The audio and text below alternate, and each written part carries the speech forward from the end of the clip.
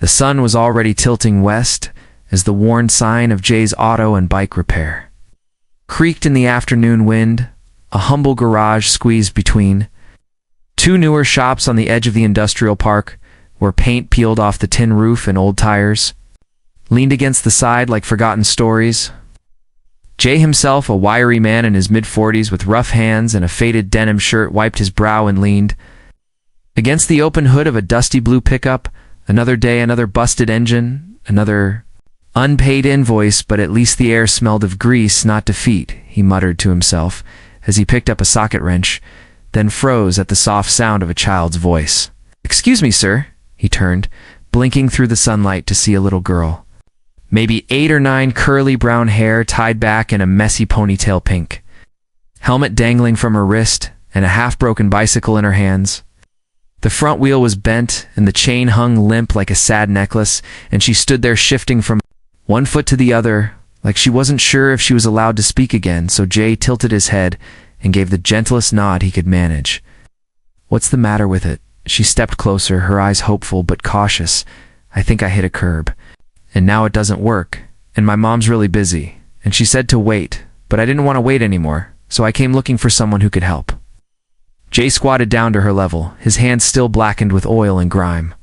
"Well, you came to the right place," he said, motioning her over. "Why don't you help me take a look at it?" He didn't ask where her mom was, or why she was alone. Because in his world, kids didn't always have someone hovering nearby, and sometimes all they needed was a grown-up who didn't talk down to them. She lit up like a lantern as he showed her how to prop the bike upside down, how to inspect the chain and test the brakes, and when her small fingers clumsily tried to mimic he didn't rush her. He just watched with quiet patience, correcting gently and explaining with the kind of calm only men who've known too much silence can offer. Jay wasn't used to company not like this, but the little girl was different.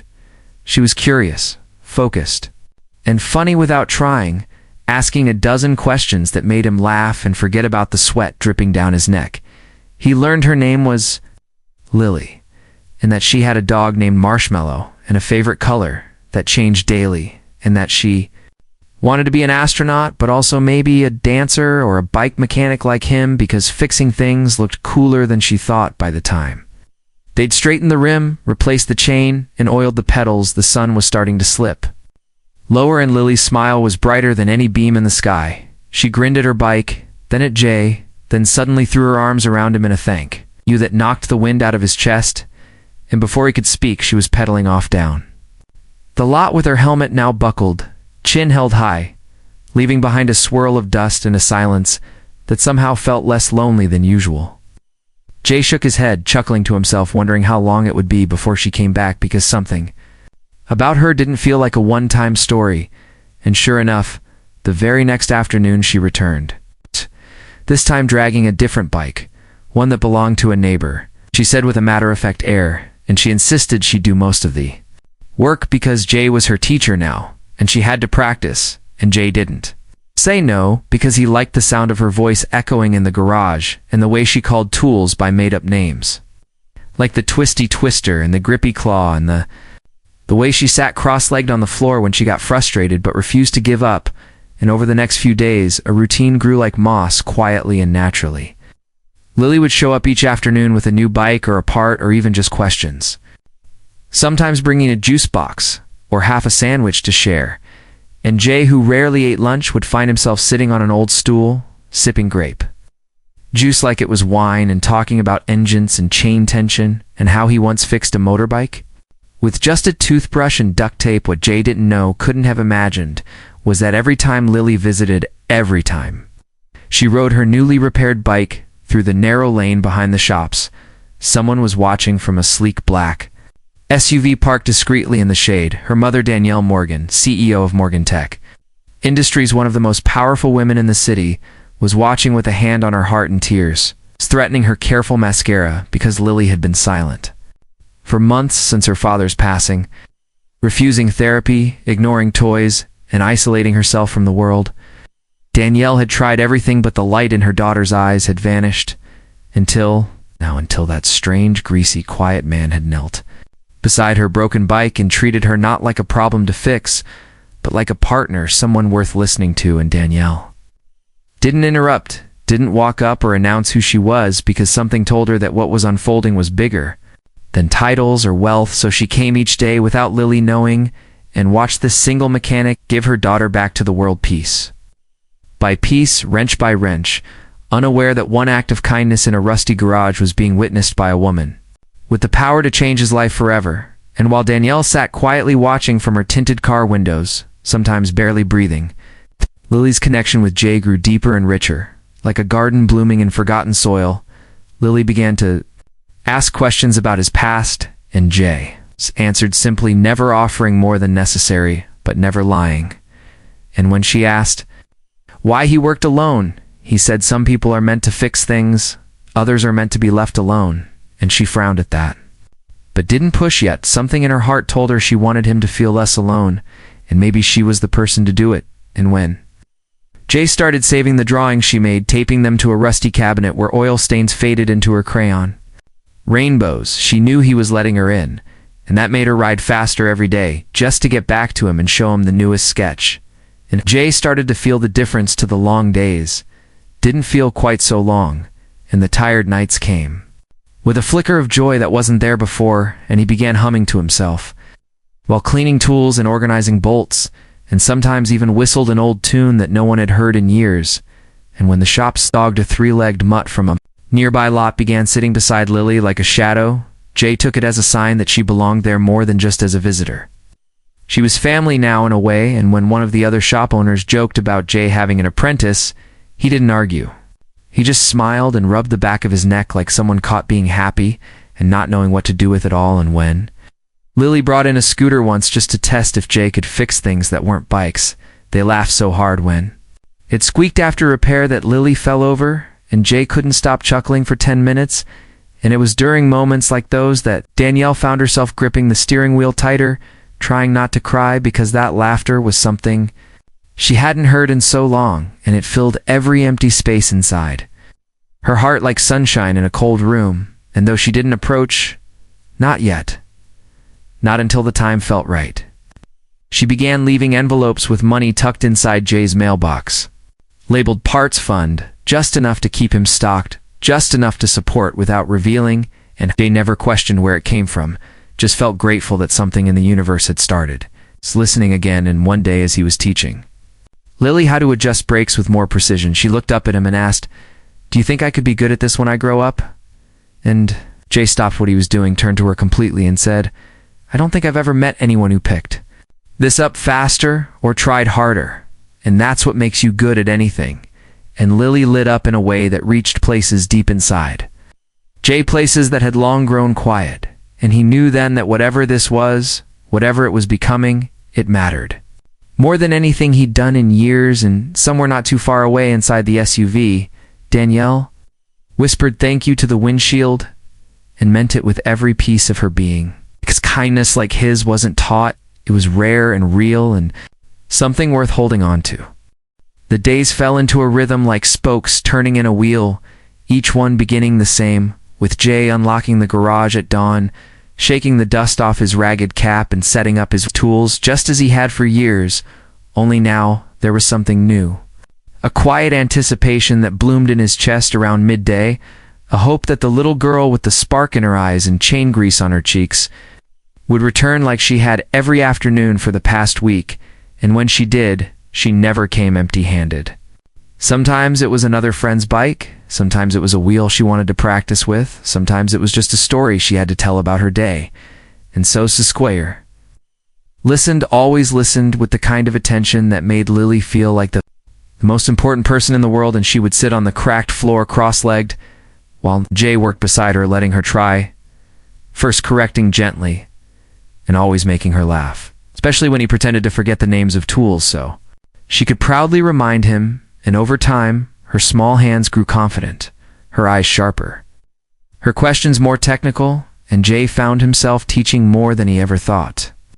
He would, not because he was trying to, but because she made him want to, because she believed in him, and that belief was something he hadn't felt in a long time, not since his own daughter, who would have been Lily's age, had he not lost her and her mother in a fire that still haunted his quietest nights? And though he never spoke of it, though he buried it under grease and metal, Lily brought something back to him that had long been buried too, and still. Unknown to either of them, every moment shared between them was being silently watched by Danielle Morgan, who parked a little farther each day, but never missed a single visit. She would sit in the leather interior of her car, clutching the steering wheel, watching through tinted glass as her daughter came alive again. Laughing, bouncing, learning, standing. Taller with every repair, and what struck Danielle most was how Jay never asked for anything. Not even recognition, not even thanks. He just showed up and gave himself fully with the kind of grace that didn't need applause, and she wondered how. Someone so humble could give so much without knowing how much he was changing her daughter's world, and Danielle found herself researching him from her office. Late into the night, pulling his name from the faded sign and running it through databases, until she found an old news clipping about a house fire, about a loss, about a man who once had a family and now worked alone, and something in her heart twisted because she understood that kind of loss, not the same, but deep and hollow in its own way, and she knew then that this connection between Jay and Lily was not an accident. It was something rare, something pure, and as CEO of Morgan Tech, she had the means to do anything she wanted to thank him, to reward him, but part of her feared that stepping in too soon would shatter the magic that was quietly healing them both. So instead, she waited, planned, and one afternoon, she made a call to her assistant to quietly arrange a company-sponsored community project under a different name, Anne. Initiative to restore local garages and trades, with Jay's shop placed at the top of the list. Under the guise of anonymous nomination, and while that moved forward, she continued watching, listening, her heart aching with gratitude and admiration for the man who had no idea what doors he was about to walk through. Meanwhile, Lily had started calling Jay uncle in the way children do when they've adopted someone, and Jay never corrected her. He just smiled and patted her head and let the name settle in his bones like warmth on a cold day, and Lily started drawing pictures of bikes with smiling faces and giving them to him, folding the paper carefully and tucking them into his workbench, and Jay started taping them on the wall one by one until a whole corner of the garage was filled with her colorful scribbles, and it made him feel like the place was alive again, like maybe he wasn't so forgotten after all. And then came the afternoon that changed everything. Lily burst in with a bigger bike, heavier and clearly too tall for her. She was dragging it with both hands, puffing and determined, and Jay hurried to help but paused when he saw her grin. "I found it near the bin. Someone threw it out, but I think we can fix it together," she said, and he nodded, already intrigued, because the challenge was real. The chain was missing. One handlebar was bent, and the tires were cracked, but to Lily it was treasure, and that was all that mattered, and they spent hours working on it, Jay guiding her every step, letting her choose the colors for the paint job, even letting her pick a name for the bike, which she dubbed Rocket Princess, and they painted it a bold purple with silver stripes and little stars, and Jay showed her how to clean the gears properly, how to align the wheels just right, and when it was finally done, and Lily rode it in circles around the garage, squealing with delight. Danielle stepped out of her car for the first time and walked slowly across the lot, her heels clicking against the pavement. Jay was watching. Lillian didn't see her until she was almost at the door, and when he looked up, he froze, not because he recognized her face, but because of the way she stood, calm, composed, with eyes that had seen the world and a kind smile that softened everything, and she extended her hand toward him. "I'm Danielle, Lily's mother," she said, and Jay's brow furrowed just a bit before his eyes flicked to Lily, who was now skidding to a stop, beaming and completely unfazed. Like this was the most natural meeting in the world, and Jay reached out, shook the offered hand, still unsure, and Danielle continued, "I've been watching for some time. I hope you don't mind, it's just that my daughter hadn't spoken to anyone in months, not even to me, and then she found her way to you, and somehow you brought her back, and I wanted to thank you, not just as her mother, but as someone who understands what it means to lose something and fight to keep going." And Jay didn't know what to say because no one had thanked him in so long, and never like this. And Lily ran over now, hugging her mother, and then Jay and Danielle watched them, both eyes full of something unspoken. And then She added, "I'd like to talk more sometime about how we can help each other. You have a gift, Jay, and I'd like to make sure more people get to see it." And Jay nodded slowly, heart pounding, not because of opportunity, but because for the first time in years someone had looked past the grime and the silence and seen Worth. And Danielle smiled again, this time with more warmth than formality, and said, "You fixed her bike, but you also fixed something in her. I want to help you fix more." And Jay felt something shift deep within him as Lily grabbed his hand with one and her mother's with the other, smiling like she'd planned this reunion all along. And just like that, the world began to tilt in a different direction, one where hope had a seat beside him and the future no longer looked so far away. Jay didn't sleep much that night. He sat on the edge of the cot in the back of his garage, staring into the silence that seemed louder than any socket wrench or air compressor. His fingers ached, his knees throbbed, and his mind raced like a car, with no brakes, because everything about that last conversation with the elegant woman in the business suit who claimed to be Ellie's mother had turned his whole understanding of the world upside down. She had watched him every day, she said, had seen the way he guided Ellie through the basics of bike repair, taught her about gears and torque with patience and care, had seen the way he never asked for money, had shared his lunch, had smiled at the child in a way that didn't feel like obligation, but like affection, real and rare. And now she wanted to meet again, to talk more, to explain things. And as the stars blinked out one by one, Jay didn't know whether to be proud, terrified, or simply confused. When dawn came, he washed his face in the old metal sink, changed into the cleanest shirt he could find, and tried not to look nervous as he rolled up the garage door, letting in the cool morning breeze that carried the faint scent of dew and diesel. He waited, not knowing what time she'd come or if she'd changed her mind, and he filled the wait by wiping down the counters, organizing tools, realigning a few tires until the hum of a quiet luxury car pulled up outside. And there she was again, calm, graceful, a presence more than just a person. This time she stepped into the garage like she belonged and extended a hand. Her name is Charlotte, she said, and Jay took it, unsure whether he should apologize or pretend to be someone more impressive. But she smiled and gestured to the back of the garage where the dusty office sat and said, "Can we talk privately?" And Jay nodded slowly, heart thudding like a piston in full drive. Oh.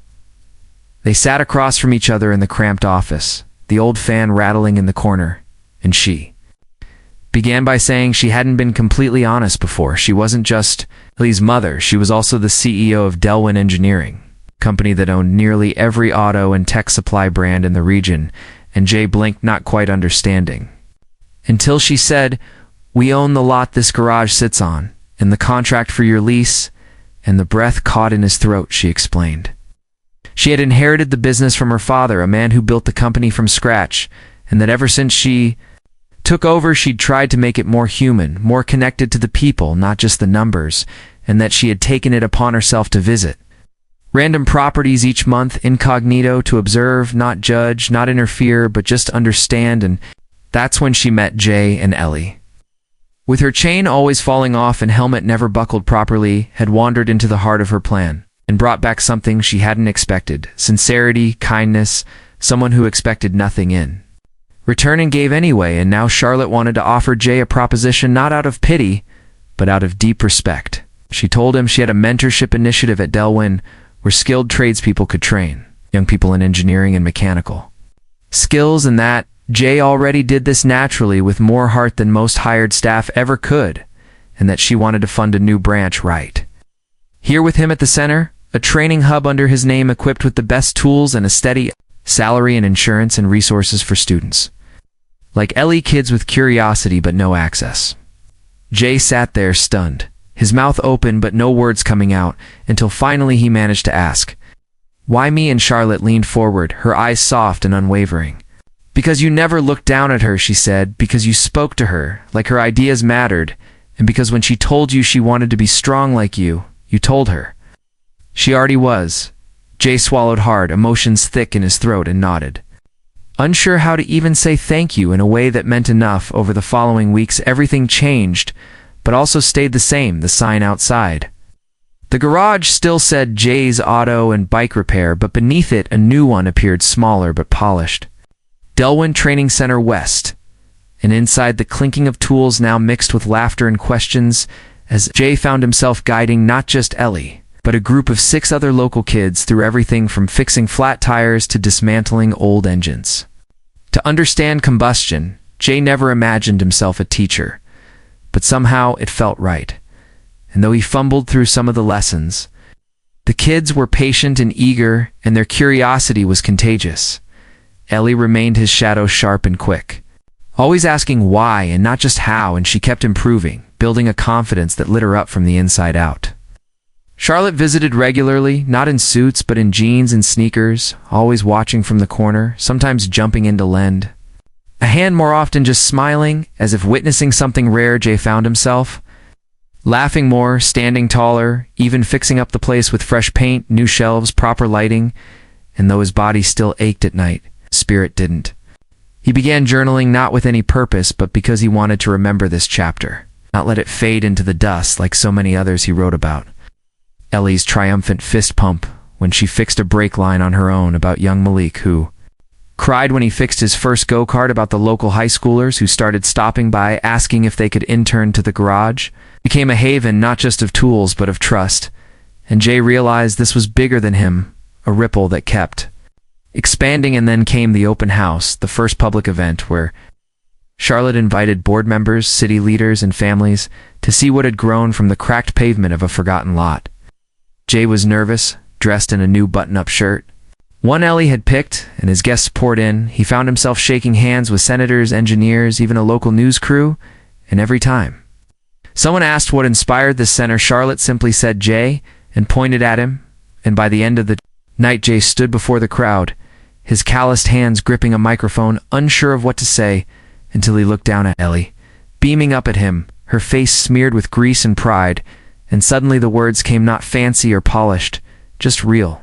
He told them about his father, who never had time to teach him how to ride a bike, so he learned by falling, about how every machine had a rhythm, like a heart, and every kid deserved someone to believe in theirs, and how this garage used to feel like a dead end, but now it felt like a beginning. The crowd clapped loud and long, and when he looked over, Charlotte had tears in her eyes. In the months that followed, the story went viral. The mechanic who taught a girl to fix her bike and ended up changing the course of his life without even knowing her mom was watching the garage became a model for similar centers across the country. And Jay was asked to consult, even travel, but he always came back to his garage, to Ellie, to the kids who kept reminding him of who he used to be and who he had become. And every time he wiped sweat from his brow and looked out at the mural the kids painted of gears and wings, and hope, he felt something deep, quiet satisfaction, not flashy, not loud, but honest and lasting, the kind of success that didn't come with a suit or stock options, but with smiles and stubborn bolts and shared peanut butter sandwiches. And on one particular afternoon, as the sun dipped low and the shadows stretched long, Ellie came running up, her eyes sparkling like the first day they met, and she held up a letter, hands trembling, and said, Jay, I got into the robotics program, and they want me to teach younger girls, and I told them I learned from the best. And Jay pulled her into a hug so tight and proud it felt like the world could stop spinning and he'd still be grounded right in the center of a life he'd never planned, but was so glad he lived. And when Charlotte arrived later that day, smiling as always, and sat beside him on the porch drinking sweet tea from mismatched mugs, Jay looked over and said, never thought all this would come from a bent bicycle.